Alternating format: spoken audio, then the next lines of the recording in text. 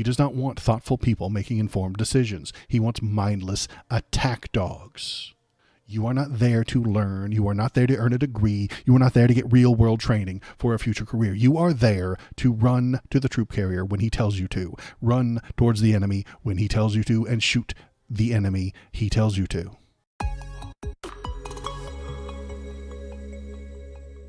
There he is, the Secretary of War Crimes. Let's hear what he has to say. All right, let's get him started. Bam. Well, Mr. Chairman, the Joint Chiefs, Generals, Admirals, Commanders, Officers. You're right. It is scary except for the boring. It is boring except for the scary parts. And every member. I'm going to put him on 1.25 speed so we can go through it a little bit quicker. Good morning and welcome to the War Department, because the era of the Department of Defense is over. Pussies. You see, the motto of my first platoon was those who long for peace must prepare for war. I love that he totally juked the cameraman. The cameraman did not expect him to keep walking. So we see the cameraman like, he just woke the cameraman up like, what the fuck? See, the motto of my first platoon He's over there. Those who long for peace must prepare for war. This is, of course, not a new idea. This crowd knows that. The origin dates to the 4th century Rome and has been repeated ever since, including by our first commander-in-chief, George Washington, the first leader of the War Department. It captures a simple yet profound truth. To ensure peace, we must prepare for war. Oh, it's From profound. this moment forward, the only mission of the newly restored Department of War is this: warfighting, preparing for war and preparing to win, unrelenting and uncompromising in that pursuit. Not because we want war, no one here wants war, but it's because we love peace. He totally wants war. He wants war so bad. They deserve peace, and they rightfully expect us to deliver it. Deserve peace. Our number one job, of course, is to deserve so that we can peace. prevent war in the first place. The president talks about it all the time. It's called peace through strength. And as history teaches us, the only people who actually deserve peace are those who are willing to wage war to defend it. That's Deserve peace is a disgusting sentence. I hate that sentence. I hate the man telling it to you. Conservatives are obsessed with punishment, and with that comes the word deserve. Poor people do not deserve handouts. Racial minorities do not deserve. Ozzy said it best. War pigs. Yeah, exactly. Minorities do not deserve special consideration in hiring. Women do not deserve equal pay. Immigrants do not deserve civil rights. White men do, however, deserve to be on top of every major institution. They've earned it with all their merit. Obviously, they're just dripping with merit. And if you ever see a lady or a black person in charge or as the boss, they played the race or the gender card to get there, obviously. They can't possibly have deserved the position more than a qualified white man. I hate the word deserve. It is a feeling, isn't it? And we're starting right off the bat. Feelings. Pete will decide who deserves privileges and who deserves punishment. He will decide based on his feelings and then tell you it's a fact. That's why pacifism is so naive and dangerous. It ignores human nature and it ignores human history. Either you protect your people and your sovereignty, or you will be subservient to something or someone. It's a truth as old as time. He's just describing tribalism. And since waging war is so costly in blood and treasure, we owe our republic a military... I promise not to stop too often, but anybody who uses the words blood and treasure is probably a fascist. It's just no way around it. ...that will win any war we choose, or any war that is thrust I upon made us. it in time to be horrified at our enemies push into a choose fascist foolishly. state. Oh, good. Welcome to the party. Glad you could make it. To challenge us, they will be crushed by the violence, precision, and ferocity of the War Department.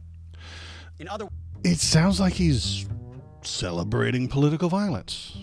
Doesn't it sound like he's celebrating all the political violence? It's been all the rage over the past few weeks. Political violence this, political violence that. All violence is political because all violence is based off of feelings. Nobody dispassionately does violence. That's insane. All wars are political violence. All police officers, when they do violence, and most of the time they don't, but when they do, it's political violence. All of them. Even if it's to stop an actual, literal, legitimate crime, they do violence. Politically, all violence is political, including actions by our state. Everything our state does violently is political violence. This man is a politician. He was chosen by a politician and confirmed by politicians. Every bit of violence this man talks about is political violence. But he won't admit to that. He won't tell you that. He will tell you that it's different somehow when he does it. Words. Hello human, it is me, the algorithm. Press the subscribe button to make me happy. To our enemies, FAFO. Excellent meme, sir. If necessary, our troops Congratulations. can translate that for you. Another way to put it is peace through strength, brought to you by the warrior ethos. And we are restoring both.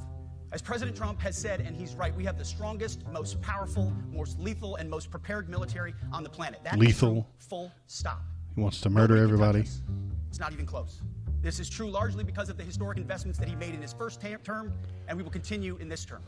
But it's also true because of the leaders in this room and the incredible troops that you all lead. Then why are you trying to change everything? Boss, you just told us how great and amazing and perfect the military is. Now, for the next hour, he's going to rail about all the things he's going to change. What? They're amazing. They're the best. They're the greatest. There's nobody like them. No one can even touch us. We're miles ahead of everybody else. And here's all the shit I'm going to change. Seems like it's going pretty well, boss. Seems like it's going quite well before you got here. Before you got here, it was fine. And now you're telling us what you're going to do differently. I don't get it. But the world, and as the chairman mentioned, our enemies get a vote. You feel it, I feel it. This is a moment of urgency, mounting urgency. Enemies gather, threats grow. Action for action's sake. There is no time for games. We must Where have I heard be that prepared. before? If we're going to prevent and avoid war, we must prepare now. We are the strength part of peace through strength. And either we're ready to win or we are not. Only a Sith deals in This urgent moment, absolutes. of What course, are you talking requires more about? troops, more munitions, more drones, more Patriots, more submarines, more B-21 bombers. It requires more innovation, more AI in everything and ahead of the curve. More cyber effects, more counter-UAS, more space, more speed. America is the strongest, but we need to get stronger and quickly. More for the military-industrial complex. More money for Raytheon. More money for Boeing. More bombs. More private-public partnerships. More money. The time is now, and the cause is urgent. The moment requires restoring and refocusing our defense industrial base, our shipbuilding industry, and onshoring all critical components. There you go. It requires, as President Trump has done, Companies. getting our allies and partners to step up. Giving the money. Share the burden. America cannot do everything. The free world requires allies with real hard power, real military leadership, and real military capabilities. The War Department is tackling and prioritizing all of these things. The dissonance And I'll be giving a required to speech believe next we month have the that'll best, showcase most the speed, effective innovation, military in the and world. generational But also acquisition it's reforms we are hopelessly weak undertaking because urgent. it's woke. Yeah, that's that the enemy is both strong and weak at the same time. And he's doing that to himself. How many of these generals are just like fuck Fuick? At least a few, I think. Likewise, the nature of the threats we face in our hemisphere and in deterring China is another speech for another day.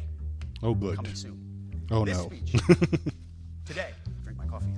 Irish coffee, probably. This speech today is about people, and it's about culture. The topic today is about the nature of ourselves. He's doing a culture war, you guys. God damn it. He's here to fight against the woke. Because no plan, no program, no Black reform, no Rifle formation Coffee. will ultimately succeed unless we have the right people With a shot of whiskey, yeah. and the right culture at the War Department. If I've learned one core lesson in my 8 months in this job, it's that personnel is policy. That's important. We'll come back to that Personnel is later. policy. I'll rant The about best that way later. to take care of troops is to give them good leaders committed to the warfighting culture of the department. Not perfect leaders, good leaders. Competent, qualified, professional, agile, aggressive, innovative, risk-taking, apolitical, White, faithful straight, to their oath and to the Christian. Constitution. Eugene Sledge, in his World War II memoir, wrote, quote, "War is brutish, inglorious, and a terrible waste. Combat leaves an indelible mark on those who are forced to endure it. The only redeeming factors are my comrades' incredible bravery and their devotion to each other. In combat, there are thousands of variables, as I learned in Iraq and Afghanistan, and as so many of you did in so many more places. Leaders can only control about 3 of them. You control how well you're trained, mostly how well you're equipped, and the last variable is how well Crucifixes for everyone. Absolutely. That'll keep you Our safe. warfighters are entitled to Everybody be led knows by the that. best and most capable leaders. That is who we need you all to be. Even then, in combat, even if you do everything right, you may still lose people because the enemy always gets a vote. We have a sacred duty to ensure that our warriors are led by the most capable and qualified combat leaders. This The enemy gets a vote? Sounds like a fucking woke-ass system to me. is one thing you and I control. Whoa. And we owe it to the force to deliver it. For too long, we have simply not done that. The military has been forced Our by enemies foolish get and a reckless vote. politicians to focus on Woke. the wrong things. Exactly. In many ways, this speech is about fixing decades of decay. Some of it obvious. Decay. That's some Civil Or War as the talk. chairman has put it, we are clearing out the debris, The debris. removing the distractions. The distractions. The degeneracy. Maybe you would say. The degeneracy. Clearing the way for leaders to be leaders. You might say we're ending the war on warriors. I heard someone wrote a book about it. Oh, he was hoping for a joke there. God, that's cringy. That was his book. You shouldn't know that, but he did. He wrote a book called The War on Warriors, and so we're ending that. Nobody laughed. Nobody clapped. Nobody read his book because he's a fucking cringe lord. For too long, we've promoted too many uniformed leaders for the wrong reasons. Drone assaults only. Based on their race. No, Based on gender KBP, I quotas. wish. Based on historic so-called firsts. It's we pretended that combat arms and non-combat arms a spoiler. He doesn't want drone assaults only. He wants people running on foot at the enemy with bayonets and guns. are the same thing. Public We've weeded officials out aren't so-called allowed to toxic promote their leaders under the private guise of businesses. double-blind psychology assessments. Promoting risk-averse, go-along to get-along conformists. He renamed them all drone. You name it. Okay, Department did it. that makes sense, KBP. Foolish and reckless political leaders set the wrong compass heading, and we lost our way. We became the woke department. But Wrong compass heading. You just called us the most powerful military ever. You can't have it both ways. If the compass heading led us to the most powerful and greatest military in the universe, you can't say that it's the woke department and the whole thing is shambling and the whole thing is falling apart. Crucifixes. That will keep you very safe. The crucifix is magic. Everybody knows this. And why are you fucking it up? If it's true that they are the best, why are you fucking it up now? If it's true that the degeneracy has been going on for 20 years, then they're not the best, and it doesn't make any sense, boss. You can't have both. not anymore. Not anymore. Right now, I'm looking out at a sea of Americans who made a choice when they were young men and young women to do something most Americans will not, to serve something greater than yourself, to fight for God and country, for freedom and the Constitution. You made a choice to serve when others did not, and I commend you. You are truly the best of America. But this does not mean, and this goes for all of us, that our path to this auditorium on this day was a straight line, or that the conditions of the formations we lead are where we want them to be. You love your country, and we love this uniform, which is why we must do better. We just have to be honest. We have to say with our mouths what we see with our eyes. Oh, okay. I love this. This is great. This is some brutal honesty. Say with my mouth what I see with my eyes. You're a fascist. Mr. Pete Hegseth, you are a fascist. Is I that? see a fascist. Yeah, did I do it right? Did we win? Did we do it, guys? To just tell it like it is in plain English. You're a fascist. Telling it like it is. Not beating around the bush. To point out the obvious things You're a fascist. in front of us. Yes. That's what leaders must do. Oh, man. Cannot go I'm a another leader, day you without guys. Directly addressing the plank in our own eye. The plank in our own eye. You are a fascist. You are interested in blood and soil policies. I missed the fascist part, sorry. I'm tired. Zayla, I appreciate you coming in. We're watching a fascist give a nice fascist speech. Without addressing the problems in our own commands and in our own formations. This administration has done a great deal from day one to remove the social justice, politically correct, and toxic ideological garbage that had infected our department. No. See, the thing about politically correct that a lot of people don't appreciate is that it's correct. Has the word correct right there in the damn word. It's correct. Everything is political. I've said it 1,000 times. So if everything is political, putting the word political in front of correct doesn't make it any worse. This is a political microphone. This is a political cup because it has a Starbucks logo on it. See? So that's political. This is political Mega Man. Okay, right here. See him? Political Mega Man. And I'm Waldo Politics, you see? So if everything is political, then the people he's complaining about are the correct people. And he wants you to be incorrect. That's all there is to it. That's why they had to change the name to woke. That is why the conservatives don't use the word politically correct any longer. They use the word woke because somebody might point out that they are trying to be incorrect, willingly, intentionally. They want to be incorrect. They don't like that whole correctness thing. Rip out the politics. Says the man who is a politician.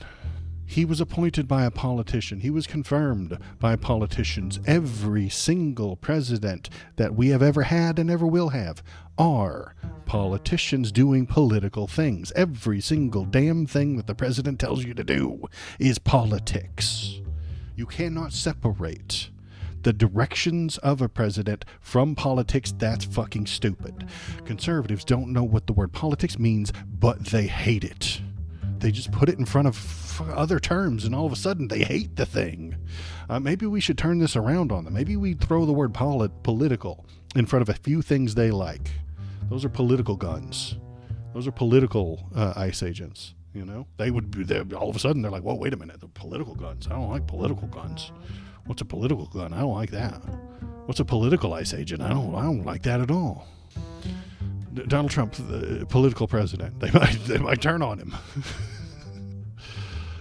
Political Christian? Political Christian. Work? Yeah, exactly. Would just encourage them. No, they'd run from that shit. No, if you started calling a conservative person a political Christian, they would be like, ick, yuck, I hate that idea. What is that? I don't want to be a part of it. The response would just be, why do you have to make everything political? Yeah, maybe. I suppose maybe they've already defeated me and my plan here. Call it a political Christian. They'd be like, oh, gross. But why do you have to make everything political, Waldo? Yeah, I guess you're right. They've already defeated me on this thing.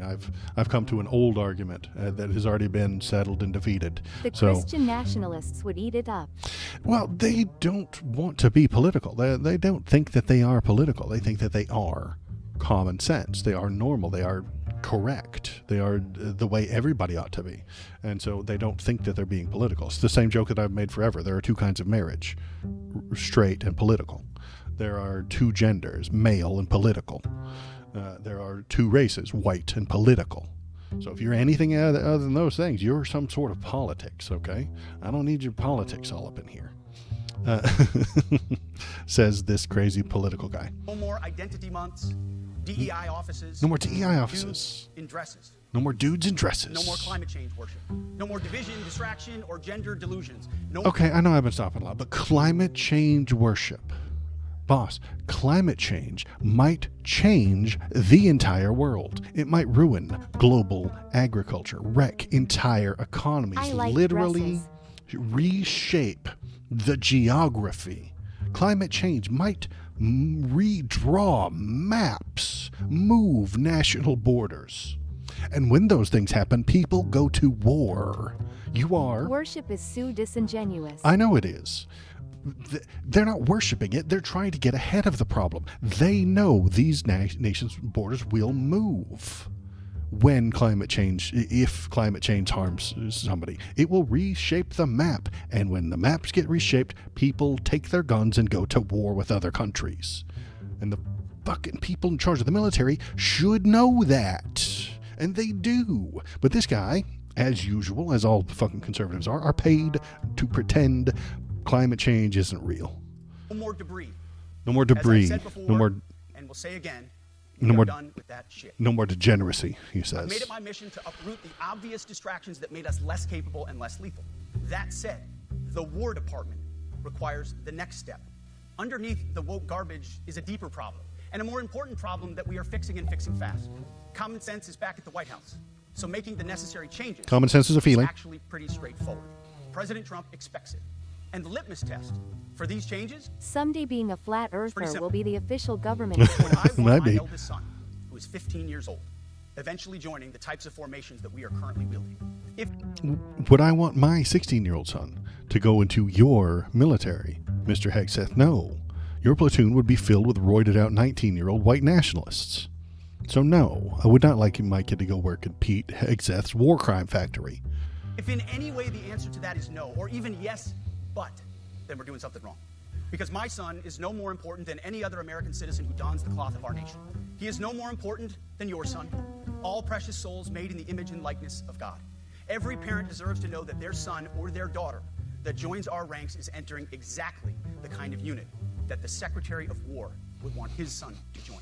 Think of it as the golden rule test. Jesus said, do unto others that's what you would have done unto yourself. It's the ultimate simplifying test of truth. That's assuming they're exactly like you, Pete. The golden rule is nice and fine, but white Christians use it wrong. They want everybody to be treated like they are. Would you allow somebody else to wear their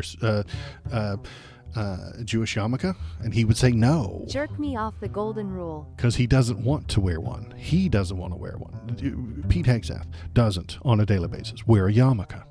So you don't get I watch to. a minute of ads, Waldo. You're welcome. I appreciate that, Sayla. You are literally keeping me afloat. Out of the poorhouse. Thank you. You know, you could skip the ads if you become a subscriber on Twitch. And then I get that money rather than Twitch.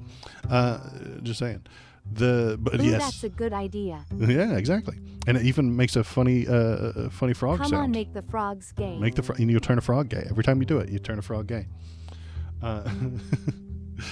What the hell was I talking about? Yeah. I don't remember. The new War Department golden I have a rule yarmulke wearing is this. coworker in my office who is a UK fan of Trump, Hegseth, etc. Well, they might not get to wear it anymore. They won't get that freedom. Well, if they're in the military, of course. But sometimes there are military members who would like to do that, and they ask for that religious exemption and stuff like that. And because he doesn't wear one, the golden rule from his position is, I don't wear a yarmulke, so you don't get to. I have to shave, so you have to as well. Do unto your unit as you would have done unto your own child's unit. Yeah, exactly. Not make them wear a yarmulke. Serving with fat or unfit or undertrained troops, or alongside people who can't meet basic standards, or in a unit where standards were lowered so certain types of troops could make it in a unit where leaders were promoted for reasons other than merit, performance, and warfighting. When he says merit, he means white men. It's hell no. This means at the War Department, first and foremost, we must restore a ruthless, Way to bastardize the golden rule. and common sense application of standards. I don't want my son serving KB alongside Pond troops without a Twitch shake. just subscribed. Thank you for subscribing at KB Pond Twitch for 1 month. KBB just turned a frog. Thanks I'm proud for of the you. Tier 1 subscription, KB Pond Twitch. KBB on Twitch, I'm proud of you. You just turned a frog gay. And if you give me a bit, the new I got a new voice for if you donate a bit. I don't know if you have any. KB Pond Twitch lost their mind and just cheered 1 bit. At KB Pond Twitch, thank you for the 1 bit. KB Pond Twitch just cheered 1 bit. I have to turn the lady off, but because you couldn't hear it, I have to turn her off. Okay, I have to fix that. I haven't tested it. I didn't know that she would overwrite the thing, but it was the FBI guy saying that if you read this, you are gay. LMAO. Because I think it's funny. I will silence that woman. Yes, she is a robot though, so it's okay. Shit, I'm glad we tested that out though. Thank you for helping me test it, KBP. Or in combat unit with females who can't meet the same combat arms physical standards as men. Or troops who are not fully proficient on their assigned weapons, platform, or task. Or under a leader who was the first, but not the best. Standards must be uniform, gender neutral, and high. See, if the first woman to be a general in this certain position, she clearly couldn't have earned it. She couldn't possibly have merit, you see. She was chosen specifically so that they could be the first. It's horseshit. It's nonsense. It doesn't make any sense. About 85% of the troops Does are... Waldo cosmology imply robots can't be political? No feelings. It depends on the level of the robot, I suppose. I have not met a robot with feelings, so they are simply tools at the moment. Sorry. A screwdriver also doesn't have politics. And neither technically does the gun. Guns are tools. They don't have politics. The people holding them do. The people holding the thing. Yet. Yeah, maybe next... Political screwdriver. Political screwdriver. See? I'm telling you, man. If guns are political, so are robots. Well, they're not. Robots are political because the people who build them are. Well, the political screwdriver. I think I could talk some people out of not using Political a screwdriver. screwdriver sounds like an amazing drink, also with a terrible aftertaste. It costs $7,000. A political hammer visited the Pelosi's a while back. Yeah. Well, a political person with a non-political hammer. But yeah, you could probably talk some Republicans out of Where doing we're things. going, we don't care about the taste. Absolutely. If not, they're not standards. Oh, yeah, okay. So only 85% of the troops are combat troops. He knows this, but he doesn't care. I'll rant about that at the end. But he wants to remake the entire military. They're just suggestions. Suggestions that get our sons and daughters killed. When it comes to combat arms units, and there are many different stripes across our joint force, the era of politically correct, Correct. overly sensitive, There's don't that word hurt again. anyone's feelings leadership ends right now. At every level. Either you can meet the standard, either you can do the job, either you are disciplined, fit, and trained, or you are out. And that's why today, at my direction, and this is the first of 10 Department of War directives that are arriving at your commands as we speak and in your inbox.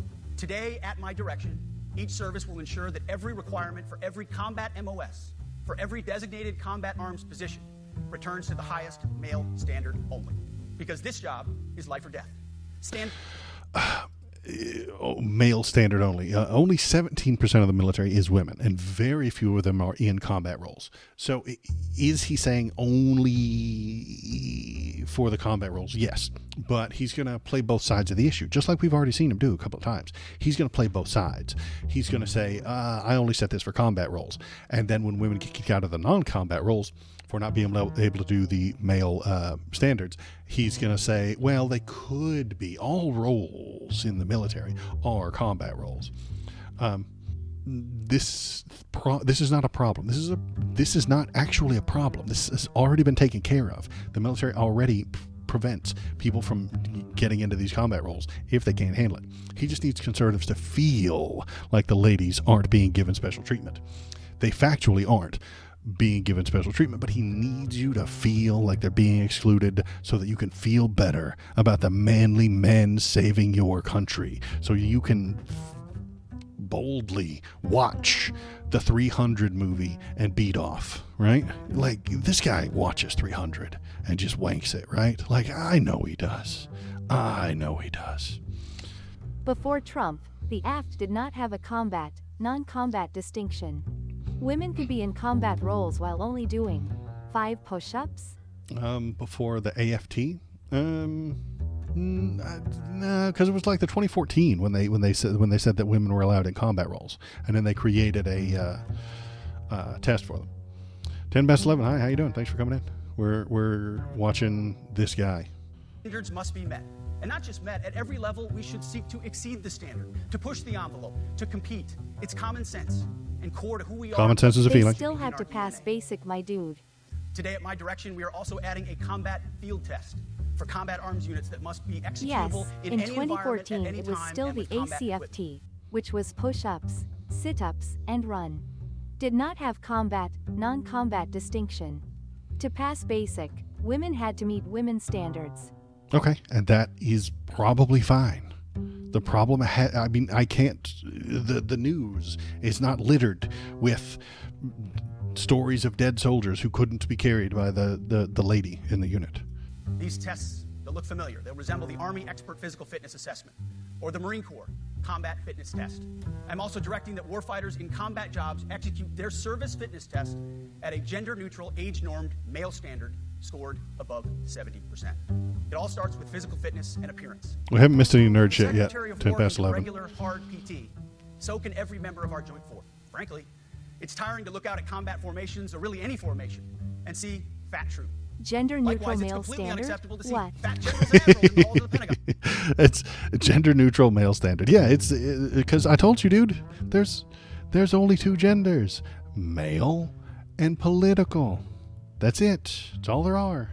And he's doing it. He's unironically doing the thing that Waldo jokes about.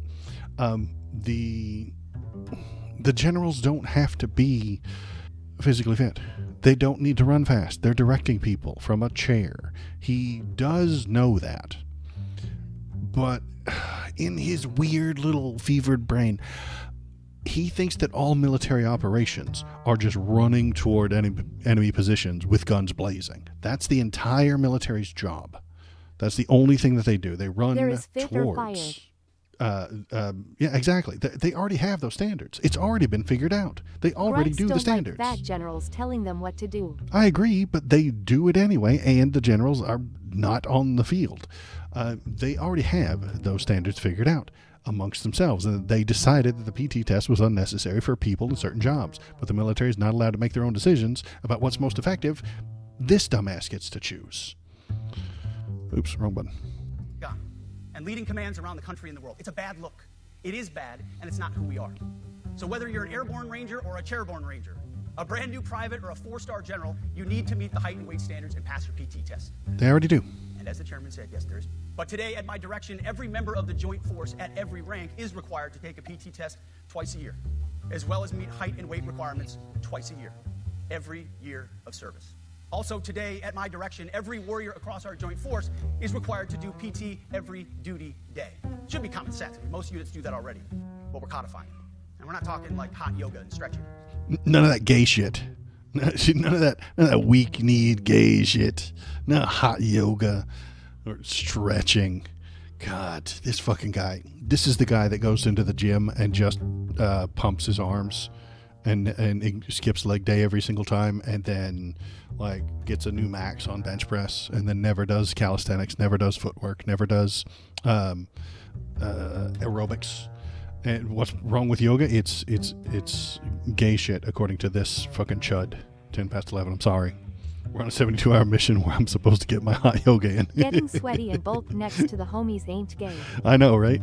I'm telling you, dude, this guy rents, well, he owns a DVD of 300, and he just wanks to it all the time. That and Predator. Predator's pretty good for that, too. Real hard PT, either as a unit or as an individual. At every level, from the Joint Chiefs to everyone in this room to the youngest private, leaders set the standard. And so many of you do this already. Active, guard, and reserve. This also means grooming standards. No more beards, long hair, superficial individual expression. We're going to cut our hair, shave our beards, and adhere to standards. It's like the broken windows theory of policing. It's like when you let the small stuff go, the big stuff eventually goes. So you have. This is an indirect attack against black troops, probably. Often black service members do not have to shave every day, as their skin can actually develop folliculitis. This is a medical condition diagnosed by a medical officer, logged in a medical record, and special permission is granted. Do some of them abuse that? Yes. Is it worth it? Yes. But to a white nationalist like Pete, he just sees someone getting special privileges he doesn't get, and he whines about it. Rarely, some Muslim people do enter the military, and they'll claim a religious reason not to shave their beard too. So they now have to make a choice: comply or leave. Because that's what Pete wants. Is it possible some of them are gaming the system? Yes. Is it possible that they're lying about their religious preferences and stuff like that to get some sort of benefit? Maybe. But if they're doing the job, it doesn't matter. Have to address the small stuff. This is on duty. And broken windows policing, that was proven not to be effective. Sociologists have determined that doesn't help. Unfair to not be allowed to say the N-word adjacent. I know, right? Duty in the field and in the rear. If you want a beard, you can join Special Forces. If not, then shave. We don't have a military full of Nordic pagans, but unfortunately we have had... Nordic pagans is how the white guys sneak by this whole thing to not shave. The brothers got it when they go to the doctor and say, "Hey, I got the itchies when I shave too often," and so the white guys had to come up with their own version, and so they're Nordic pagans, and so they can't shave their beard for religious reasons. They're lying, probably, but it gets them out of it. How does Special Forces get a pass on beards? Because they're spies. 10 past 11. They sneak into other places and pretend not to be military. They have to blend in and pretend not to be a military person. So they wear civilian clothes and they hide and they sneak about. Because you can, once you know what you're looking for. To not stand out like a shaved white guy. Yeah. The military haircut, the military mustache. Once you know what to look for with a military mustache, you'll pick them out of the fucking crowd, easy peasy. I walk down the street and I'm like, military mustache right there. Leaders who either refuse to call BS and enforce standards, or leaders who felt like they were not allowed to enforce standards. Both are unacceptable. And that's why today, at my direction, the era of unprofessional appearance is over. No more beardos. No more beardos. The era of rampant and ridiculous shaving profiles is done. Simply put, if you do not meet the male-level physical standards for combat position, cannot pass I'll a need to PT test, or report to don't wanna Mr. shave and look Hegseth that the professional, enemy within is time for a new recognizing our position. mustaches. Let him know. I Pete's see the just mustaches. Mad he can't grow a beard. It comes in all patchy. Yeah, let Mr. Hegseth know I'm on to the mustache. This game. gathering is so dumb. Absolutely. Terrible idea. or a new profession. I sincerely Comply or get out, he says. appreciate the proactive efforts the secretaries have already taken in some of those areas, service secretaries. And these directives are intended to simply accelerate those efforts. On the topic of standards, allow me a few words to talk about toxic leaders. Upholding and demanding high standards is not toxic. Toxic. Enforcing high standards, not toxic leadership. He's so mad. Leading warfighters toward the goals of high, gender-neutral, and uncompromising standards in order to forge a cohesive, formidable, and lethal Department of War is not toxic. He's so angry. It is our duty, consistent with our constitutional oath. Yes, it's at 125, Malcedian. Sorry. I wanted to get through it fast because it's kind of long. But toxic. He's fighting a morality war here. He hates that the left invented this term, toxic masculinity. It offends him. And he has severe feelings about the term toxic masculinity because he is one. And they described toxic masculinity, and it described him perfectly when he looked up the definition. And that made him sad. That made him mad. He didn't like that. But he's a conservative, so his feelings are not actually feelings. They're common sense and not actually feelings. Real toxic leadership is endangering subordinates with low standards. Real toxic leadership is promoting people based on immutable characteristics or quotas instead of based on merit. Real toxic leadership is promoting destructive ideologies that are an anathema to the Constitution and the laws of nature and nature's God, as Thomas Jefferson wrote in the Declaration of Independence. Common sense and the nature of nature's God. That's like your feelings, bro. Your feelings, they're everywhere. They're all over. He's spewing feelings out. This is why I say that all politics are based on feelings. This guy has feels all day long. The definition of toxic has been turned upside down. No, Correcting that. it's right That's why on. today, at my direction, we're undertaking a full review of the department's definitions of so-called toxic leadership. And they're going to rewrite all the definitions. It'll be great. I feel like this ensures that Trump and Hegseth could never do a coup. There's one thing 4- and 5-star generals love. It's having someone who never reached the rank of a captain calling them all halfway across the world once the bitch about the warrior culture. I think you're right, but I don't know. How effective were they at purging before this meeting? Because they have been firing motherfuckers at that Pentagon all the past 9 months. How many of them did they get rid of? How many of them could they have gotten rid of? I can't wait to get to feeling.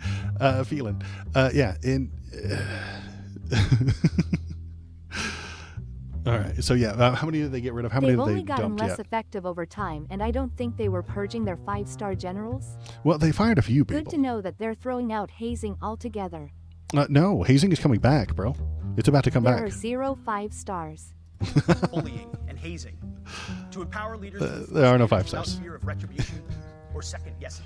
Of course, you can't do like nasty bullying and hazing. We're talking about words like bullying and hazing and toxic. They've been weaponized and bastardized inside our formations, undercutting commanders and NCOs. No more. The words bullying and hazing have been weaponized. Pete, bullying is a weapon of exclusion. Hazing is a weapon of conformity. These stupid lefties weaponized the word gun. Bro, guns are weapons. You can't weaponize the word gun. It's already weaponized. You can't weaponize the word bullying. It's already a weapon. Jesus. Setting, achieving, and maintaining high standards is what you all do.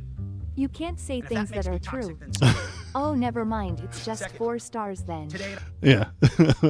our direction, we're ensuring that every service, every unit, every schoolhouse, and every form of professional military education conduct an immediate review of their standards. Now, we've done this in many places already, but today it goes across the entire Department of War.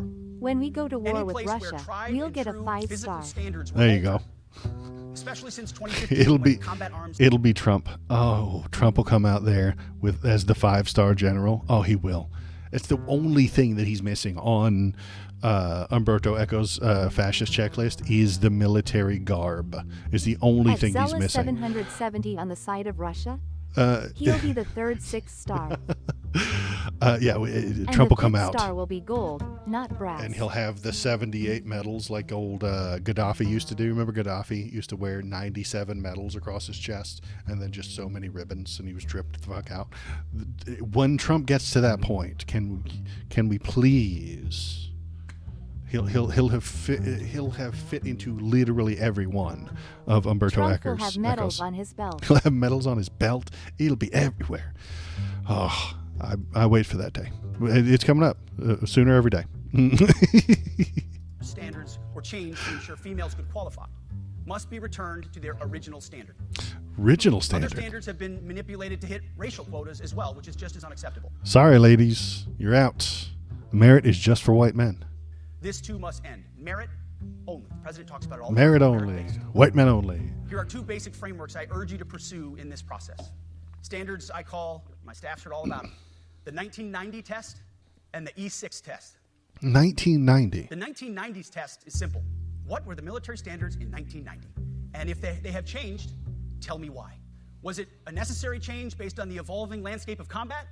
Or was the change due to a softening, weakening, or gender-based pursuit of other priorities? 1990 seems to be as good a place to start as any. A good a place to start as any. No reasoning, no rhyme, no logistical thing. It just feels good to him. He feels like the 90s were way more manly, you know? The 90s are in the past. Conservatism is a backward-facing ideology. I say it all the time, and they keep proving it correct. He's trying to roll back the clock on culture. Absolutely. They are a backward-facing ideology. And the E6 test. Ask yourself, does what you're doing make the leadership, Can we admit that accountability, sometimes and lethality politics has efforts of an impacted E6 military or frankly an effectiveness? 03? Or has Does it every make it change only easier? enhanced our ability to defend? Well, every change changes everything. Some of them are positive, some of them are negative. You can't say 80s, can you? I don't think so. There was a whole lot of... the 80s was tail hook. That was there was a lot of sexual assault in the Navy in the 80s. But yeah, some politics, it negatively impacts the military, and some of it positively impacts it. It's determining These which were ones are pretty which. gay too. Or more complicated? Does the change empower staff sergeants, petty officers, and tech sergeants to get back to basics? The answer should be a resounding yes. 80s. The E6 test or 03 test clarifies a lot, and it clarifies quickly. Because war does not care if you're a man or a woman. Neither does the enemy. Nor does the weight of your rucksack, the size of an artillery round, or the body weight of a casualty on the battlefield who must be carried. This, and I want to be very clear about this, The ladies can't carry the dead, dying, bleeding corpses. So they have to be gone. They cannot be allowed. this is not about preventing women from serving. We very much value the impact of female troops. Our female officers and NCOs are the absolute best in the world. Hegseth is a bit too army-focused. The Navy exists too. He does not know that. And it's purely accidentally preventing the women from serving. Completely unintentional. He did not mean it to do that. But if it happens, it is what it is. You know, wink, wink, nudge, nudge. 10% of the military jobs are combat jobs, 10 to 15. The other 85 to 90% aren't. And he will take, this is the foot in the door. This is the camel putting his nose under the tent. It's an old Arabic saying, if you let the camel have his nose under the tent, then after about 10 minutes, his head is under the tent. And then after about an hour, his neck is under the tent. And then before you know it, there's a camel in your tent, okay? You can't let him get the fucking nose in. When you see the nose, you bop it. When you see this guy putting his full foot in the door, saying that all the people have to, only the combat roles have to do all this physical stuff, he wants all of them. He wants all the women out. But when it comes to any job that requires physical power to perform in combat, those physical standards must be high and gender neutral. If women can make it, excellent. If not, it is what it is. If that means no women qualify for some combat jobs, so be it. So be it. That is not the intent. Yeah, It could be the result. it could be the results. I mean, not It doing will it on also mean that purpose, we- but if it that we accidentally can happens, qualify because we're not playing games. it is what it This is. combat. This is life We're or death. still waiting to see if As we Department all of know, War this is you real or versus an not. enemy hell-bent on killing All the you. government shutdown To be an memos effective, used lethal war. fighting force, Well, I think they officially changed it. I mean, they officially changed it. I'm on board for it. I think it's a good idea. It's far more realistic. you you must trust that the warrior alongside you in battle is capable, truly physically capable of doing what is necessary under fire. You know this is the only standard you would want for your kids and for your grandkids. Apply the War Department Golden Rule, the 1990 test, and the E6 test, and it's really hard to go wrong. Third, It we are used to attacking and originally be ending called the walking on Department of eggshells War. and zero I never defect- thought this would be the administration to de-euphemize it. Well, it was war back when we were a younger country. Then we changed it to defense in the 50s or something like that because it sounds nicer. And the people don't like war. People don't like it. I don't know if you've ever been, but it's not pleasant. I'll believe he cares about the standards when failing the PT test prevents you from deploying. I probably wouldn't. Maybe it does, maybe it doesn't. But if it starts to hurt retention, I think he'll back off of it. Command culture. A risk-averse culture means officers execute not to lose instead of to win. A risk-averse culture means NCOs are not empowered to enforce standards. Commanders and NCOs don't take necessary risks or make tough adjustments for fear of rocking the boat or making mistakes. A blemish-free record is what peacetime leaders covet the most, which is the worst of all incentives. We, as senior leaders, need to end the poisonous culture of risk aversion and empower our NCOs at all levels to enforce standards. Truth be told, for the most part, we don't need new standards. We just need to reestablish a culture where enforcing standards is possible. Oh, I thought the change And to that's why war today in was my direction, permanent. Okay. I'm issuing new policies that will overhaul the IG, EO, and MEO processes. Those are abbreviations, but that's the inspectors. The EO is the Equal Opportunity program that is supposed to protect military personnel and employees from discrimination from the race and the religion and gender and disability and stuff like that. It's supposed to be something to protect you, but he's going to get rid of that. He's going to overhaul it. He's going to make it go away because he wants you to say the N-word again. It's okay, guys. You get to say the N-word again. I call it the no more walking on eggshells policy. We are liberating commanders and NCOs. We are liberating you. No more getting in trouble for We are racism. overhauling an inspector general process, the IG, that has been weaponized, putting complainers, Complainers. ideologues, and performers in the driver's seat. We're doing the same with the equal opportunity and military equal opportunity policies, the EO and MEO at our department. No more complaints. No more frivolous complaints. No more frivolous No more anonymous complaints. complaints. No more repeat complainants. No more smearing reputations. No more endless waiting. No more legal limbo. No more sidetracking careers. No more walking on eggshells. No more complaints about the racism or the sexism. No more complaints. Of course, being a racist has been illegal in our formation since 1948. The same goes for sexual And then harassment. these military members are under wrong this revamp will and get illegal. used to this style Those of kinds life, of and it will infractions will be transfer ruthless. over to civilian life. The military members under the revamp will get used to satellite phone. Yeah, probably. 10 past 11. You're having a good old time anyway. I'm glad you can. Fridge, you're right. Higgs, that sounds like a fallacy that every fascist country falls into, and ideology is born ultra nationalism. Yeah, glorification of the military. Yeah, he fits all of the boxes. Willpower, manliness. That's right. I'm a fan of the legal Machismo. limbo and waiting going away. And that's fine, except those are necessary. A proper legal discovery and shit like that might take time. I'm okay with them going away, but they're not going to go away. They're only going to go away because they're going to stop investigating. Enforced. But telling someone to shave or get a haircut or to get in shape or to fix their uniform or to show up on time or to work hard, that's exactly the kind of discrimination we want.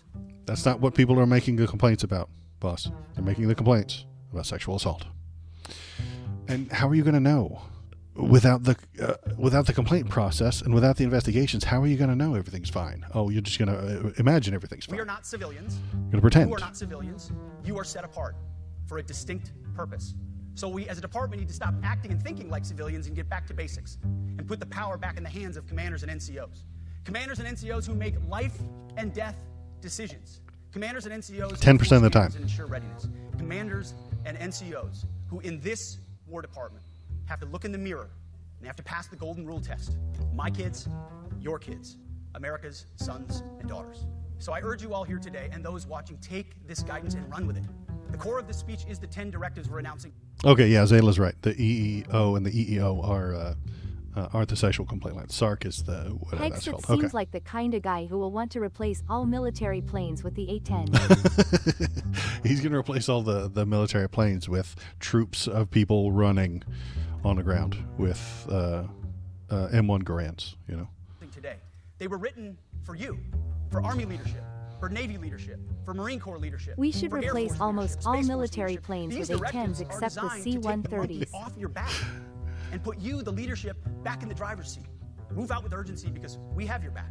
I have your It's back. got the biggest And the gun. Commander-in-Chief It has goes your first. back. Clearly, it's the greatest. And when we give you this guidance, we know mistakes will be made. Mistakes will be made. Okay. You should not pay for earnest mistakes for your entire career. And that's why today, at my direction, we're making changes to the retention of adverse information on personnel records that will allow leaders with At forgivable, Zealous earnest, or minor 770 infractions exactly. to not be I encumbered bet by you he those thinks infractions this in perpetuity. unironically. People make honest mistakes, and our mistakes should not define an entire career. Your mistakes should not define an entire career. Last week, FBI agents were fired because 5 years ago they kneeled with BLM protesters. But that mistake should ruin their career. That action, even though it was not a mistake, cost them their careers. So what's Pete talking about here? He's talking about sexual harassment charges, usually, I think. That's what I think he is, or unsubstantiated charges. He thinks military promotion should not be stopped just because the soldier might have raped another soldier a few years ago. Not a big deal. Or commanders who had a bunch of sexual assaults under their command should not be punished for it. They didn't do the assaulting, so why should they pay any price? Otherwise, we only try not to make mistakes, and that's not the business we're in. We need risk takers and aggressive leaders and a culture that supports you. Fourth, at the War Department, promotions across the Joint You Force don't know will anyone be that based did on some one thing: silly Batman shit merit. at a port call? Colorblind, gender neutral, I merit-based. might know somebody the entire like promotion that, process, including evaluations of warfighting capabilities, but it didn't ruin his career. is being thoroughly re-examined. We've already done a lot in this area, but more changes are coming soon. We'll promote top-performing officers and NCOs faster and get rid of poor performers more quickly. Evaluations, education, and field exercises will become real evaluations, not box checks, for every one of us at every level. These same reforms happened before World War II as well. General George Marshall and Secretary of War Henry Stimson did the same thing, and we won a world war because of it. As it happens, when he started the job, Chairman Kane gave me a frame and a photo to hang in my office. A matching frame and photo hangs in his. It's a photo of Marshall and Stimson preparing for World War II. Those two leaders famously kept the door open between their offices for the entirety of the war. I'm sort of They worked impressed. together, Where are his civilian and teleprompters? uniform, every single day. They're out behind the Chairman cameras. Kane and I do the same. They're like right There's here. no daylight between us. Our I doors think. are always open. I thought I saw Our him job when together he, is to ensure our the camera military backed out. is No, led it's right to the there. very I see it. best, ready to answer the nation's call. they're clear. Fifth, as you have seen, There's one right and the there. media has obsessed over, I have fired a number of senior officers since taking over. The previous chairman, other members of the Joint Chiefs, combatant commanders, and other commanders. The I assume that there's more in front of him, but he planned to walk around, I think. I mean, if he's doing this all off the top of his head, fine. I'm impressed. rationale for me has been straightforward. It's nearly impossible to change a culture with the same people who helped Those create are behind or even him, benefited to from that Zella's culture. point. Even There are if that likely culture was more. created by a previous president and previous secretary. My approach has been simple. When in doubt, assess the situation, follow your gut, and if it's the best for the military, make a change. Follow your gut. So, his feelings. It can't be any more obvious than that. All politics are based on feelings. They keep proving me correct. We all serve at the pleasure of the president every single day. When in doubt, assess But the in many ways, situation. it's not Pause, their fault. please. I need to write this down. And then use your gut, Zayla, in that order. Pause, assess, use your gut. Use those feelings that are deep in your stomach. It's not your fault. Pag? As foolish and reckless as the woke department was, those officers were following elected political leadership. An entire generation of generals and admirals were told that they must parrot the insane fallacy that, quote, our diversity is our strength. He hates that saying, diversity is our strength, because it makes him feel icky. It makes him feel uncomfortable because he might get stuck sitting next to a person who's not exactly like him. He might be in a unit with somebody who's different from him. He hates that. He doesn't like that. Unity is the strength Of course, we know our unity. because he I wants just want everyone. to live in a homogeny. Yeah, he wants that homogeny. He needs everybody to be the same. He wants you to look the same. He wants you to act the same. He wants you to think the same. He wants you to believe the same so that he feels comfortable. You see? This isn't about feelings. This isn't about politics. It's about common sense. They had to put out dizzying DEI and LGBTQI plus statements. They were told females and males are the same thing, or that males who think they're female. There's a dog right here. I have to grab him. I know I'm interrupting, but it's a Bobo with a baby bark boy break. We love you, Bobo. Puppy. It's Bobo, the baby bark boy. Hello, Bobo. Look Big at yawn. this Look at Bobo. that. He's been Bobo playing a lot time. today.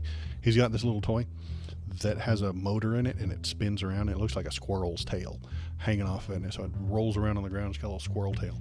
And he just goes nuts. He just goes crazy, just shaking and attacking it. It's a whole thing. So he is exhausted right now. He's actually quite Good tired. boy. So he's probably going to sleep on the couch. We'll put him on his little bed. See the little pink blanket right here, little blanket? This is his bed. EP Boye. And if you go over to the Discord, there's there's lots of photos of him. I put photos of him up all the time. And you can put photos of your own doggy if you're in the Discord. It's in chat, but it's not on screen. I turned that off so it wouldn't speak over anything. But I got to fix my little things here. He's also talking about what a peak human is. Frighteningly akin to supremacy. No diversity, male standard, rules that discriminate against non-white service members. Yep, because he's the apex. He thinks that he is perfect, and everyone who is like him Waldo, is why 100%. haven't you changed your logo yet? Which logo? That one? Because I forget how. Maybe. Oh, with the Harry Dubois. Because I might have lost it in the hard drive crash. When my hard drive crashed, I lost a lot of stuff a couple weeks ago. But then I was going to change some things, and you posted it up again. So maybe I will. But it's hard to do stuff. Stuff is hard. females totally normal. At Melcidian and They were told that we Ubermensch, need if a you green will. fleet and a female. They were told females and males are the same thing, No, they weren't. No one has ever said that. No one has ever implied that. or that males who think they're females totally normal. It is totally normal if you let it be normal. If you want to scream bloody murder every time you see a trans person, you can. I don't think that's a good idea or a great way to live. Sounds like a dumb idea. Sounds like a bad time, if you ask me. But treat them equally. Equal treatment. It's all They they've were ever told we asked need for. A green fleet and electric tanks. They were A green fleet and electric tanks, wouldn't that make the world a better place? If they work. If they don't work, fine, don't do them. But put somebody on inventing them. Jesus Christ, why is this guy afraid of progress? told to kick out Americans who refused an emergency vaccine. They followed civilian policies set by foolish and reckless political leaders. Never played in Our job, Command and Conquer, My huh? job has been to determine which leaders simply did what they must to answer the prerogatives of civilian leadership, and which leaders are truly invested in the woke department, and therefore incapable of embracing the War Department and executing new lawful orders. That's it. See, that's what he had to suss them out. He had to figure out who was part of the woke department and who was begrudgingly, unhappily, grumpily, sadly doing the woke department stuff because even though they didn't want to. So he felt them out and he decided which ones were part of the woke department and had to be tossed. It's that simple. Simple. So for the past 8 months, we've gotten a good look under the hood of our officer corps. We've done our best to thoroughly assess the human terrain. We've had to make trade-offs and some difficult decisions. It's more of an art than a science. We have been and will Feelings. continue to be judicious, but also expeditious. The new compass heading is clear. Out with the Shirellis, the Mackenzies, and the Millies, and in with the Stockdales, the Schwarzkopfs, and the Pattons. Again, backward-facing ideology. Don't do anything that the new people did. Do what the old folks did. More leadership changes will be made, of that I'm certain. Not because we want to, but because we must. Once again, this is life and death. The sooner we have the right people, the sooner we can advance the right policies. Personnel is policy. But I look out at this group. When our military I see represents great the people they defend, the Leaders military who've has a given greater decades stake in that to our defense. great I think that's a good point. at great sacrifice to yourselves and to your families. But if the words I'm speaking today are making your heart sink, then you should do the honorable thing and resign. We would thank you for your service. But I suspect Comply No. or leave. the overwhelming majority of you feel the opposite. These words make your hearts full. You love the War Department I because mean, you it love what you do, sounds the profession good, of arms. but making it back You home are is a more hereby relevant liberated driver. to be an apolitical, hard-charging, no-nonsense, White, constitutional Christian. leader that you joined the military to be. We need you locked in on the M, not the D, the E, or the I, not the DEI or the DIE of dime. By that I mean the M, military, of the instruments of national power. We have Lol. entire departments of You don't need to be paying attention to the Get economy. locked in on the D. Get locked in on the D. Get locked in on the M, not the D. Locked in on the D. This is what I'm telling you. He watches 300 and he beats it. I'm telling you. But yeah, don't worry about the economy. Don't look at the intel. Don't look at the diplomatic stuff. No. You do the M, and that is all. You run toward the enemy with your gun. That is what he wants for you. across the government dedicated to diplomatic, informational, and economic Hegseth lines watches of effort. 300 We do and the he's M. locked in on the Nobody D. else Absolutely. does. And our GoFos need to master it in every domain and every scenario. No more distractions, no more political ideologies, no more debris. Now, of course, we're going to disagree at times. No more We would degeneracy. not be Americans if we didn't. Being a leader in a large organization like ours means having frank conversations and differences of opinion. You will win some arguments, and you will lose some arguments. But when civilian leaders issue lawful orders, we execute. We are professionals in the profession of arms. Our Profession entire of constitutional arms. system is It's predicated so on weird. this understanding. Now, it seems like a small thing, but it's not. This includes as well the behavior of our troops online. To that end, I want to thank and recognize the services for their new proactive social media policies. I mean, Use that is them. what we call it. Anonymous, You learn it in online or basic. keyboard complaining is not worthy of a warrior. It's cowardice, masquerading as conscience. Anonymous unit level What, dime or beating it to the 300 movie? social media pages that trash commanders, demoralize troops, and undermine Profession unit of cohesion arms. must not. Oh, okay. I never heard it. Okay. Again, O3s, E6s. Sixth, we must train and we must maintain. Any moment that we are not training on our mission or maintaining our equipment is a moment we are less prepared for preventing or winning the next war. That is why today, at my direction, we are drastically reducing the ridiculous amount of mandatory training that individuals and units must execute. We've already ended the most egregious. Now we're giving you back real time. Less power. Most of that training, a lot of that training is unnecessary. I agree. The military records training and the Less training? less mandatory training. Mandatory training, in the military sense, means you sit down in a computer and you watch a PowerPoint about how not to rape people. Now, for lots He's more of people, talking to military folks than he is civilians. Less bullshit annual training. yeah. I still think the sexual assault training is important, but he's getting rid of the woke trainings, the woke training about how to treat people not racistly. He's going to get rid of Yes. the Every year I need to watch an hour thing to learn not to rape people. Yeah, absolutely. And the issue is, and I don't even know how effective that training is. 99% of the people aren't going to do that anyway. Okay. I figured he'd be against that training. I thought he'd say he'd cut back on physical training. No. Just the learning kind. He doesn't like you to learn stuff. Train to do more push-ups and run faster. Yes. Train to be smarter. No.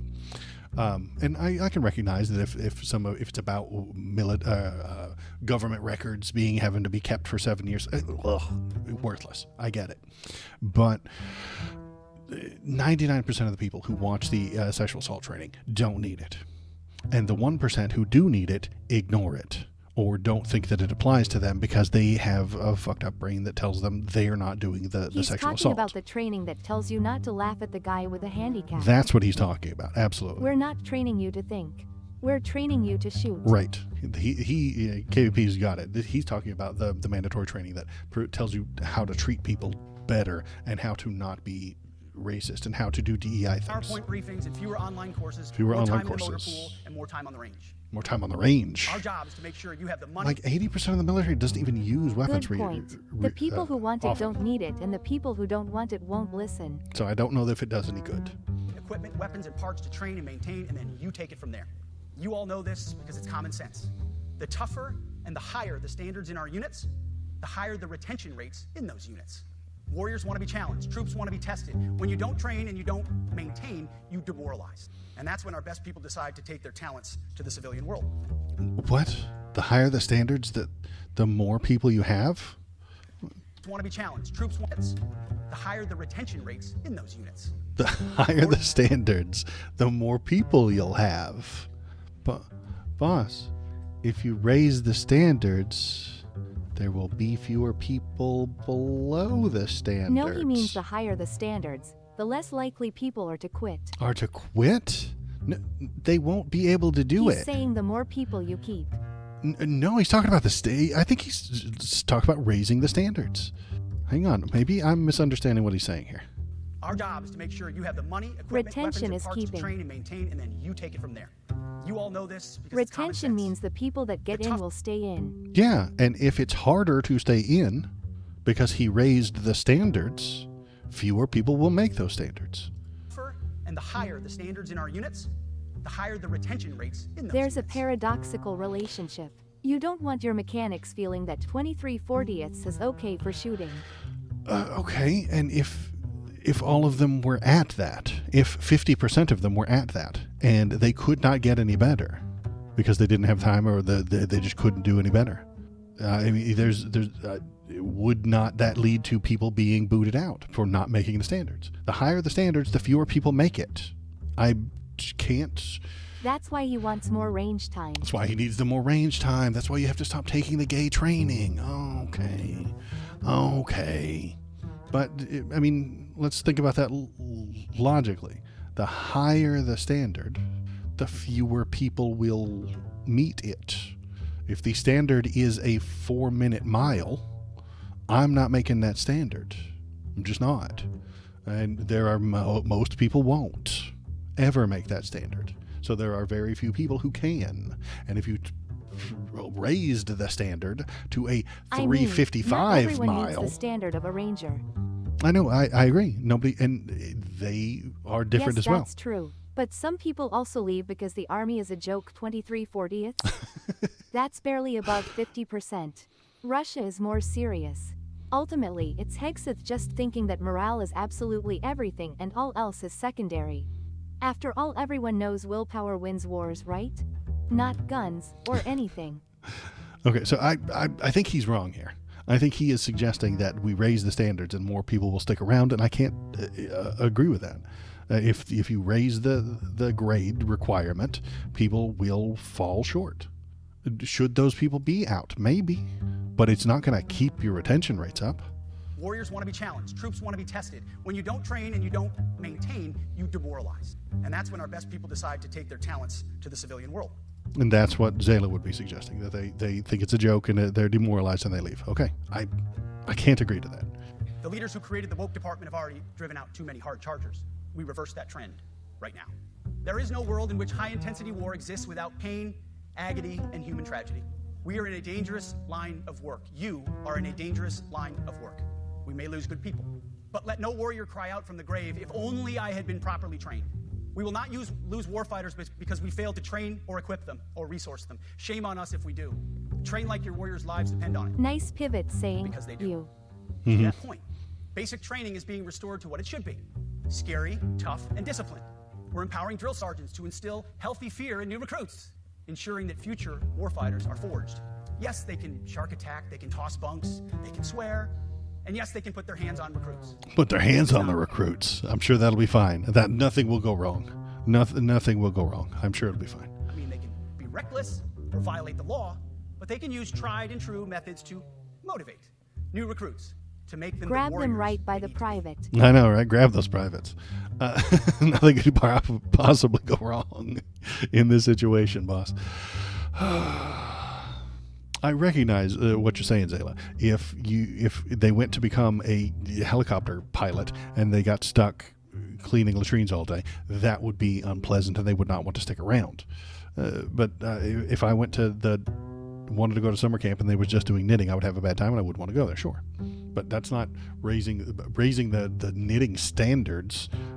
Pumping out 17 scarves instead of 12 wouldn't want me to stick around any harder. Back to basics at basic as well. Of course, and you know this basic training is not where mission readiness should end. The nature of the evolving threat environment demands that everyone, in every job, must be ready to join the fight if needed. A core credo of the Marine Corps is every Marine a rifleman. It means that everyone, regardless of MOS, is proficient enough to engage an enemy threat at sea, in the air, or in a so-called rear area. We need to ensure that every member of our uniformed military maintains baseline proficiency in basic combat skills, especially because the next war, like the last, will likely not have a rear area. There you go. See, there is no rear area, you guys. This is him playing both sides again. One, all of these really tough things that he's talking about are only for the frontline troops, which are only 10%. But, hey, guess what? There is no rear area, and there are no non-frontline troops, so all of them have to meet it. He wants Finally, the USA to have a sword as behind President every Trump blade rightly of pointed grass. out when he changed the department name, the United States has not won a major theater war since the name was changed to the Department of Defense in 1947. One Any of the troops could be frontline troops at any moment. And that's why we had to kick out all the women and the transes and the black people. He's playing both sides of the argument, and that is crazy. It's a conservative tactic. If I criticize him for the actions that he and his conservative defenders will claim that they were only talking about those frontline troops, and if these changes won't affect the cyber security division or the electronics repair team or the helicopter maintenance teams, and then later he will apply them as they all have the potential to be frontline troops. So it does apply. He's playing both sides. conflict stands out in stark contrast: the Gulf War. Why? Well, there's a number of reasons, but it was a limited mission with overwhelming force and a clear end state. But why did we execute and win the Gulf War the way we did in 1991? There's two overwhelming reasons. You hear that drone One was guy President Ronald recruited Reagan's from military COD for your buildup inhuman gave an overwhelming K-D advantage. ratio. And You're out. Yeah, that guy's out. He's too fat and he smokes too much weed. two, military and Pentagon leadership had previous formative battlefield experiences. The men who led this department during the Gulf War were mostly combat veterans of the Vietnam War. They said never again to mission creep or nebulous end states. The same holds true today. The mission creep and the nebulous end states are set by the politicians. They're set by you, Mr. Hegseth. If you don't set them, great, I agree with you. But that's not the military's choice. If the politicians say go slow, go door to door, and fight insurgents in Iraq, that's what they're going to do. Just tell the politicians to stop setting those conditions. Our civilian and military leadership is chock full of veterans from Iraq and Afghanistan who say never again to nation building and nebulous end states. This clear-eyed view, all the way in the White House, combined with President Trump's military buildup, postures us for future victories if, and we will, and when we embrace the War Department. And we must. We are preparing every day. We have to be prepared for war, not for defense. I really We're training can't see warriors, not Hegseth defenders. as a conniving We fight wars to win, politician. not to defend. He's a salty, bitter retired soldier. I think you're right. And that's why I don't think this is conniving. I think this is him misunderstanding everything because he wants to play Call of Duty. Defense is something you do all the time. It's inherently reactionary and can lead to overuse, He's a overreach, fucking and Fox mission News creep. host. War is something you do sparingly, on our own terms, and with clear aims. We fight to win. We unleash overwhelming and punishing violence on the enemy. Violence. We As also I don't fight with said, stupid this rules of does engagement. nothing but ensure the generals hate him. I think you're right. We untie the hands of our warfighters to intimidate, demoralize, hunt, and kill the enemies of our country. War crimes, baby. Fuck No more yeah. politically correct and overbearing rules of engagement. No more of those pissy It's ass common laws. sense, maximum lethality, and authority for warfighters. Let's kill some That's all I ever motherfuckers. wanted as a platoon leader. We don't fight to And it's all my- survive, defend, or protect. We fight to win. We fight to kill. We fight to destroy the enemy. His own troops, I looked for it, but I couldn't find it, were complaining about him that he was too bloodthirsty. This is a very old story. I looked for it earlier today, but I couldn't find it. My E6 squad leaders ever wanted. Back to that Maximum E6. lethality We and let our authority for leaders fight their warfighters. What is formations. this, the Mongol horde? Yeah, exactly. He is using totally normal army speak lol. If he is, He I'm wants so unfamiliar. badly to be Genghis. And then we have their back. It's very simple, yet incredibly powerful. We also call the Army grunts. A few months ago, I was at the White House when President Trump announced his Liberation Day for America's trade policy. It was a landmark day. Well, today is another Liberation Day. The liberation of America's warriors, in name, in deed, and in authorities. Liberation of the warriors in their authority. Even I use the term maximize lethality. I use it for the 11 bang bangs so they know I mean efficiency. And that's why we would call you a grunt, and that's fine. We don't want the grunts making the decisions. They're not the ones to make the decisions. I appreciate the grunts. I love the people who run real fast and carry the guns into the combat. I can't do it. I'm glad they can. But they don't get to set policy. I'm sorry. You kill people and break things for a living. You You're kill not politically people correct. and break The things for a liberation of living. America's warriors, in name, in deed, and in authorities. You kill people and break things for a living. You are not politically correct and don't necessarily belong always in polite society. Every single person in this room is more qualified for his position. Yes, they are.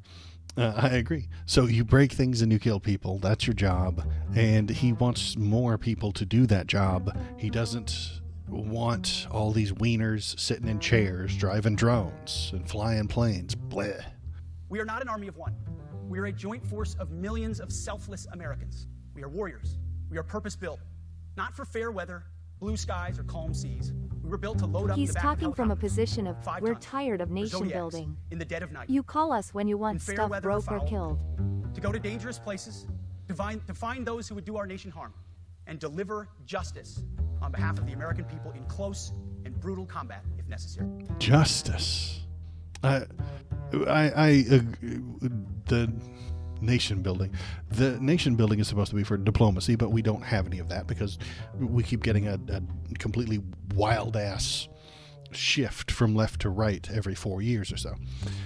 Well, we get a wild ass shift from center to right every 4 years. So I take that back. I apologize. We're tired of nation building. Well, that's what the politicians have asked you to do. I'm sorry. That's why they became more woke. Such a joke. Trump's trying to pick a fight with the entire world. Yes, he is. The reason they had the military had to nation build in Iraq and Afghanistan is because the politicians told them to. And that's why they became more woke. That's why they became more adept at understanding the economy Yes, and our the diplomacy. nation-building efforts have sucked because we asked our professional killers to do it. Generals are terrible at nation-building. I agree with you, Zayla. And we should get a diplomacy. We should get diplomacy involved. We should maybe make a big deal with our enemy, like the Iran deal. Well, yeah, they kill things and break shit. And then we get a Republican who shits on all the diplomacy. You are different. We fight not because we hate what's in front of us. We fight because we love what's behind. Stole that from Star Wars. You see, the Ivy League faculty lounges will never understand us, and that's okay. Because they could never do what you do. The Ivy League... What did he say? The Ivy League... Never understand. We fight because we love what's behind. You see, the Ivy League faculty lounges will never understand. The Ivy League faculty lounges will never understand. Motherfucker, you're standing in front of the generals. They all went to West Point, which is a fucking college. Bro, everybody in the room is far more educated than you are. Everybody in the room is more educated than you are, Mr. Pete. Neither Hegseth. Ivy League or faculty. It's still a college, boss. It's still a college. They're fucking Ivy intellectuals. League staffers don't know what a PT test is like. That's what he's saying. The people at West Point are intellectuals, my man. They read books. Didn't he graduate from Princeton? XD. I don't know. It's one of those fucking that you can just buy one of those diplomas. Generals get at least a master's degree and usually a PhD. He's talking to a bunch of PhDs right now. He's talking to them. He's not criticizing the generals that went to good colleges. He's criticizing woke, non-military types. He doesn't know what he's They don't criticizing. get that He's at too West dumb. Point. They go to other colleges. They go to other colleges. That's even more amazing that they've been in the faculty room. They recognize what academia is. He's insulting academia in front of a bunch of motherfuckers who hold PhDs. And that's okay. Because they could never do what you do. The media will mischaracterize us, and that's okay. Because deep down they know the reason they can do what they do is you. In this profession, you feel comfortable inside the violence so that our citizens can live peacefully. Lethality is our calling card, and victory our only acceptable end state. In closing, a few weeks ago, at our monthly Pentagon Christian prayer service, I recited a commander's prayer. He said a magic spell. It's a simple yet meaningful prayer for wisdom for commanders and leaders. He chanted the magic I encourage words. you to look it up if you've never seen it. But the prayer, it ends like this. And And most of all, Lord, please keep my soldiers safe. Lead me. he chanted the magic words. I'm going to call it there for him. The rest of this is nonsense. But what am I thinking? That's the end of his He burned his a prayer comments. glyph before battle. Yeah, he burned a glyph before battle. It's fantastic. That's the right thing to do, and we all appreciate him. Oops, wrong button. Okay, we can set your buttons right, Waldo. If you're in the military now, he does not want you to think. He does not want you educated. He doesn't want you well-read. He doesn't want a military that has studied history or has any idea what's going to come up tomorrow. What conflicts come up tomorrow are not your concern. He wants you to be a meat robot, jumping when he says jump, running when he says run, and shooting when he says shoot. He wants the military to be attack dogs. It is a very old joke, and I tell it all the time, but I still think it's funny. Republicans love the troops the way Michael Vick loves dogs. It's entirely, it's a very old joke. And that is all he wants.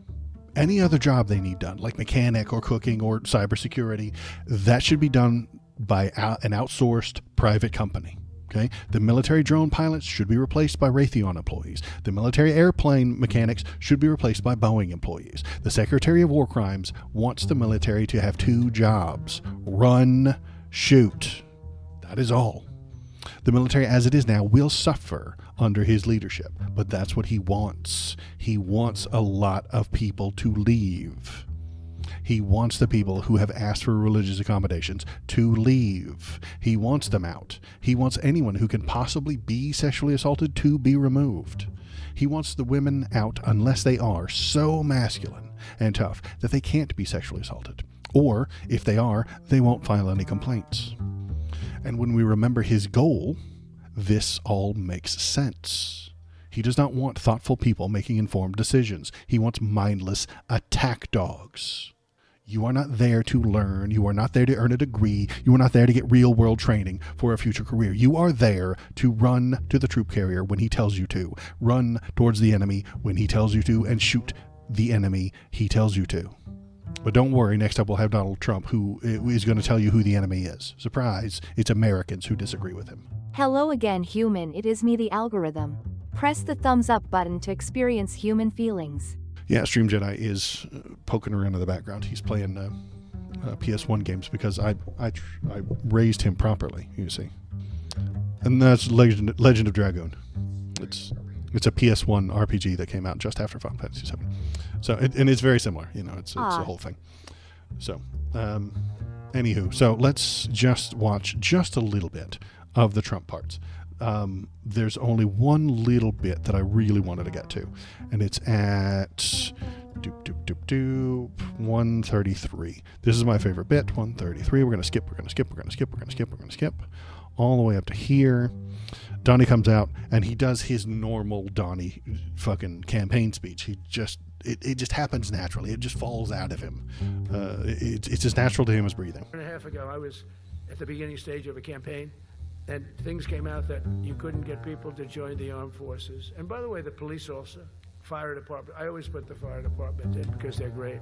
Fire department. They're great. And I got 95% of their vote. Screwing. That helps. When you get 95% of their vote, you always have to mention them. Oh, yeah, you're right. Sorry.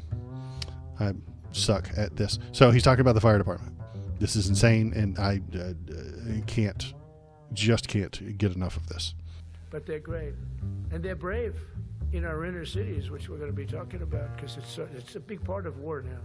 The inner cities are a big part of war now. No, they're not. He's telling you where you're going next, General. He's telling you you're going to the inner cities of America next. Big part of war. But the firemen go up in ladders, and you have people shooting at them while they're up in ladders. I don't even know if anybody heard that.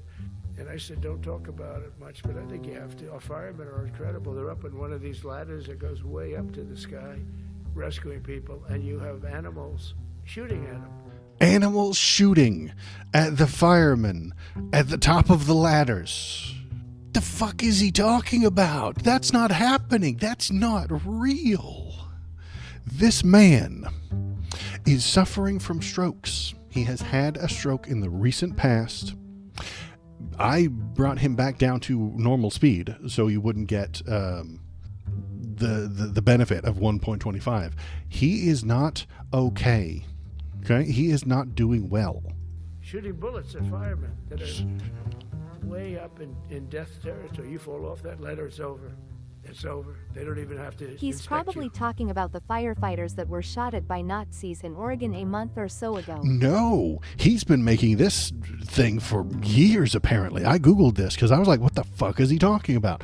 Obviously, if they're shooting at the firemen on the ladders, we would have heard about that. The news would have picked that up. That's the kind of shit that leads on CNN. But I Googled it. He's said this like 5 or 6 times over the past 2 years. This wasn't a month ago. He said this in 24. This is just nonsense. It's madness. He is not healthy. Let me see. I know I Googled it. Where did you go? It was on the other. So the thing, Snopes, here we go. Analyzing Trump's claim that firefighters have been shot off ladders while fighting blazes. Found various examples of firefighters shot on duty, but no reports of being attacked shooting them off of ladders. And he's mentioned it like March 14th. That's like, okay, so March. Okay, I'm sorry. I thought it was 2024. I got it wrong. 2025, social media users shared a rumor that firefighters were shot off their ladders as they tried to put out blazes. U.S. President Donald Trump, the moron, mentioned such an instance in his speech while addressing the Justice Department on March 14th. He is not okay. This man is suffering. And at this point, this might be elder abuse. Okay, we might be abusing this man. I wish we could get him to a nice retirement home. He is suffering. He has had a stroke recently, and he is going to have more of them soon. Better than Kamala. No, literally not. Thanks, though. Could we go Keith back Parks. and review the Biden footage? Wait. We There could. was an incident with first responders being ambushed and shot at in a hilly countryside not long ago. Yeah, that was like a month ago, but they weren't like on a report. There was a neo-Nazi in Oregon who lit a fire, and then somebody came to put it out, and then he shot at them. But that's not an inner city thing. That's not happening in downtown Chicago the way he makes it out to be. So what are we going to do? We're going to close this. Broken Windows theory doesn't work. And then we're going to just watch a couple of the good clips. Good clips. We're going to skip that. This is what we wanted to see. Here we go. Hegseth told them all they were going to be fighting, and they can do war crimes now. And Donnie's telling you who they're going to fight them. Who they're going to be fighting, and that's the American people. Damn it. I just wanted to play the thing. The ones that are run by the radical left Democrats, what they've done to San Francisco, Chicago, New York, Los Angeles, they're very unsafe places, and we're going to straighten them out one by one. And this is going to be a major part for some of the people in this room. That's a war, too. It's a war from within. Controlling the physical territory of our border is essential to national security. He wants the military to be used against American citizens who disagree with him. This is not okay. This is authoritarian shit. Let's see. The quick reaction force. This is the other thing I wanted to click on. We haven't even started yet. Last month I signed an executive order to provide training for quick reaction force that can help quell civil disturbances.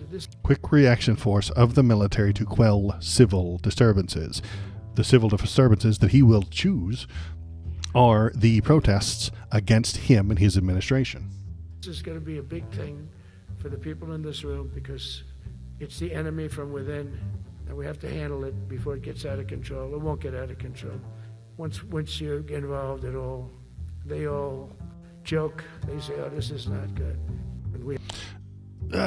You brought up Biden a minute ago, and he slurred and talked slowly one time during a debate, and we chased his ass out of there. This is absolutely dog shit, batshit crazy shit. He needs to be removed. He needs the people on the right to get rid of him, but they won't because they like it when he says the crazy shit. They like it when he goes off like this. Hell, third in line, Mike Johnson, Pastor Mike Johnson, didn't even see it. Let me bring that clip up. I liked it. Let's look at this. So I don't know who Madeline Dean is. I might look her up in a minute. But here is the third in line for presidency. Bud, Trump is being held up purely by medication. He's dealing with secondary effects for sure. I know. And they know it. They just need to get rid of him. The president is unhinged. He is unwell. What are you doing? A lot of folks on your side are too. I don't control. Oh my God, please.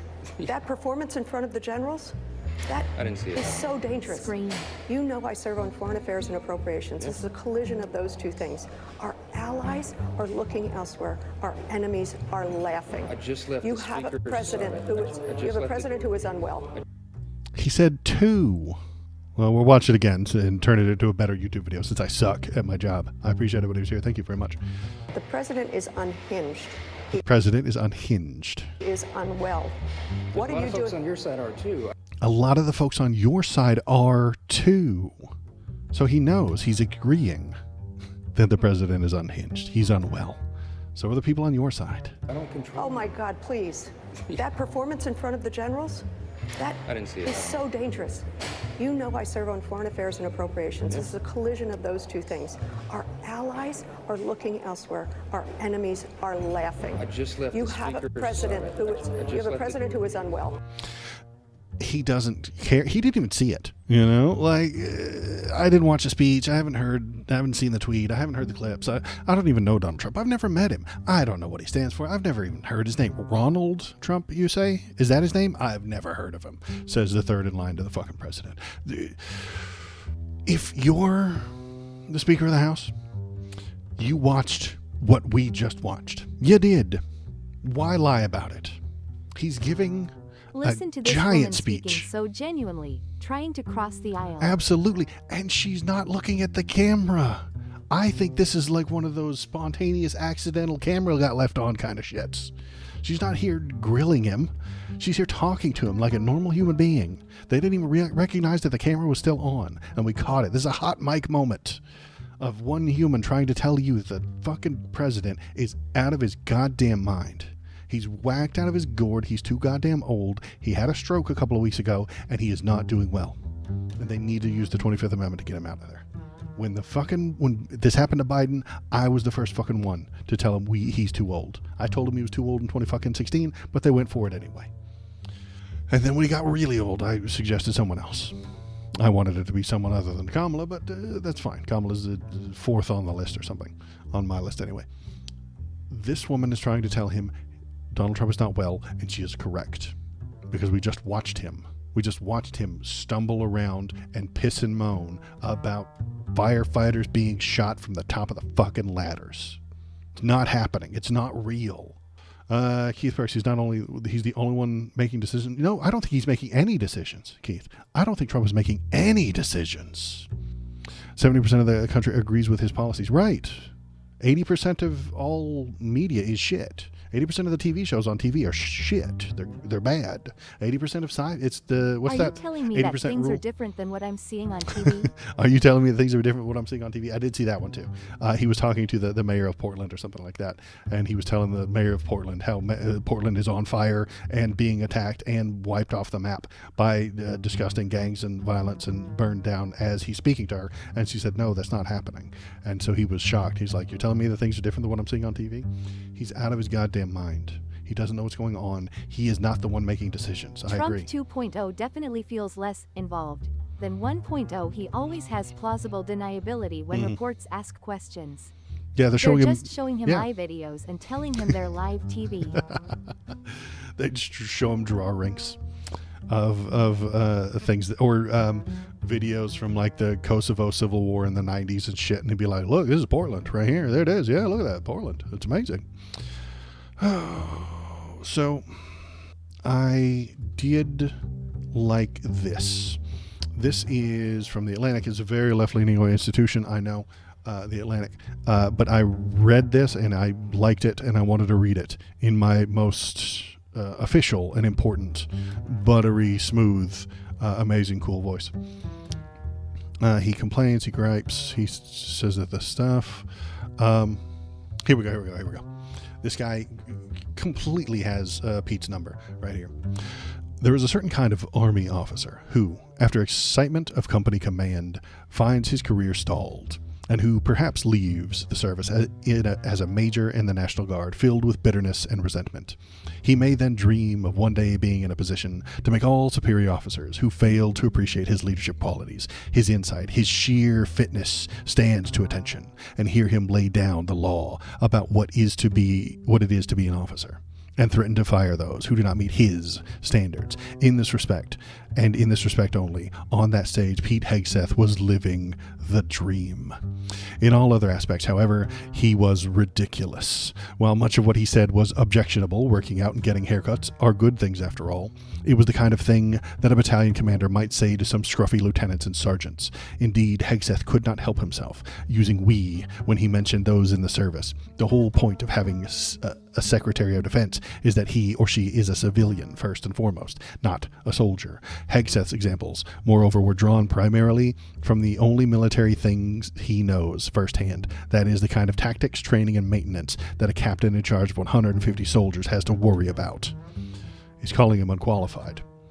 His dream world is the world of Ranger School, from which he never graduated, not the actual world of complex military operations involving land, air, sea, space, and cyberspace. One could not help but suspect that his time as a company-grade officer was the high point of a career of someone whose family life was ridden with multiple failures, whose attempts to run nonprofit organizations ran aground, and whose fame and wealth came from journalism, a profession he sincerely despises.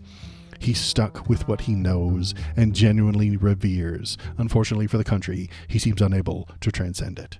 This is a very highbrow beatdown. And what of the audience? They were there, for the most part, and entirely appropriately silent. Trump had been forewarned that there would be the case. Now he's just grabbing back Trump. What Hegseth apparently never learned in his previous life was that hectoring is not inspiration, that respect for one's subordinates' time, which he abused by bringing them together in this way, should go hand in hand with respect for their accomplishments, which he also abused by refusing to tell them why they were being called. He may have thought he was showing steely leadership by denouncing 3 distinguished retired 4-star generals, Peter Chiarelli, Frank McKenzie, and Mark Milley, by name. In fact, there were undoubtedly those present who had served under those men and valued them, and in any case, it was a loutish thing to do. But then again, there was plenty of the lout in Hegseth's speech. For example, the vulgarities would George C. Marshall, whom he praised, used the words in the speech to generals highly unlikely. Blah, blah, blah, blah, blah, da, da, da, da. So, and why I'm not too worried about it. Well, the thing that makes me not too worried, the American military will follow lawful orders and disobey unlawful ones. It will be grateful for weapons put in its hands and the freedom to prepare itself for war. It will be disciplined. It will respect the offices of the Secretary of Defense and the President. But the 2 men themselves, not much respect is due them as human beings who have, at this moment and in these ways, shown themselves unfit to lead the greatest military on earth, nor will they get any.